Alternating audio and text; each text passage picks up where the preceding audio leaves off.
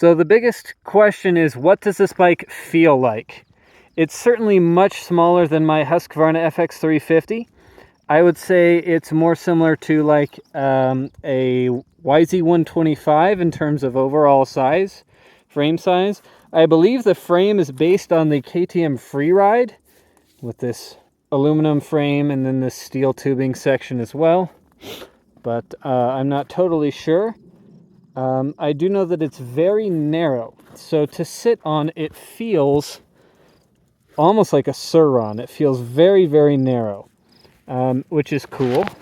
The weight, even though it's pretty substantial, is much lower than a normal gas bike. There's no, obviously, sloshing of fuel in the tanks, so overall it feels weightless to ride. It feels like a great happy medium between, for example, a Sur-Ron, which me, 6'2" or 188 centimeters, that's just too small. I just don't fit well on a Sur-Ron, even with the seat mods and whatever.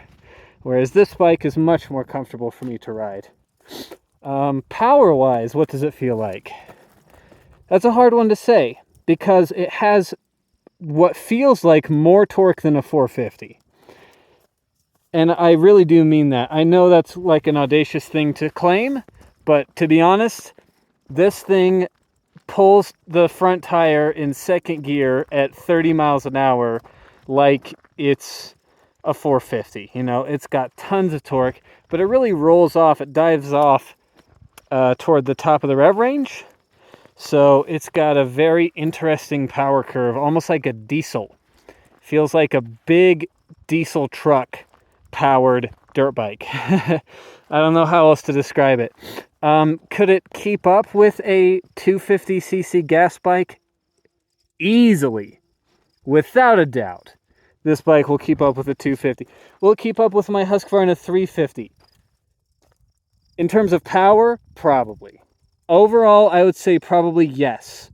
This bike will keep up with a Husqvarna FX 350 or a similar 350cc enduro bike. In terms of power, it's not as fast as a 450. It feels that way in the first part of the rev range, and with how responsive the throttle is and how light the bike feels. And it's very dense. So that's the best explanation I can give. And, you know, part of this is going to be used for voiceover, so we'll insert some riding shots throughout so you can hopefully see what it feels like. But yeah, overall, especially considering the lack of noise, this thing feels like it's a rocket ship, at least up to about 50, 55 miles an hour. I believe it tops out around 68 in fourth gear. I think I'll actually adjust the gearing so that I can make use of first and second gear much more. Right now, basically first gear is just useless. It's a gag to try and buck your friends off the bike, or, you know, some theft insurance to make sure that anyone who tries to steal it will come right over the back and whiskey throttle it. But yeah, no, not realistic. So I think I might gear it up and see how that changes the amps it pulls while cruising. In terms of the clutch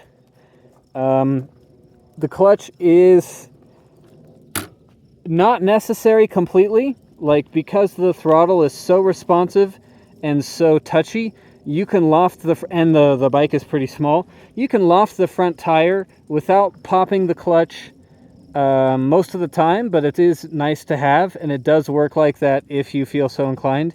If you do need to, you know, if you want to ride enduro or something like that, this would actually be a pretty cool bike for enduro or for playing in rocks, because it does have that clutch. And certainly while it's moving, it feels quite light. But I'll have to try that and get back to you. Right now, I've basically just done this road. So, you know, scenery, but not really putting the bike through its paces. Just cruising at like 40, 45 miles an hour here.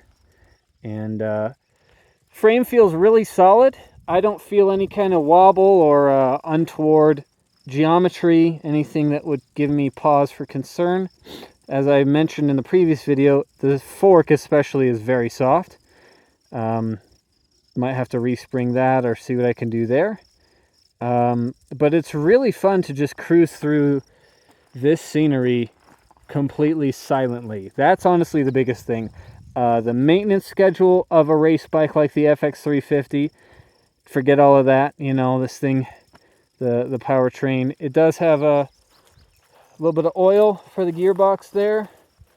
I'm not sure exactly what kind of gear oil it takes, but I assume, you know, with the sight glass right here, we can see. It just looks like just pretty thin gear oil there. Yeah, no muss, no fuss, just tons of fun out here on the east side. This is called North Fork Road, and yeah, she's a doozy.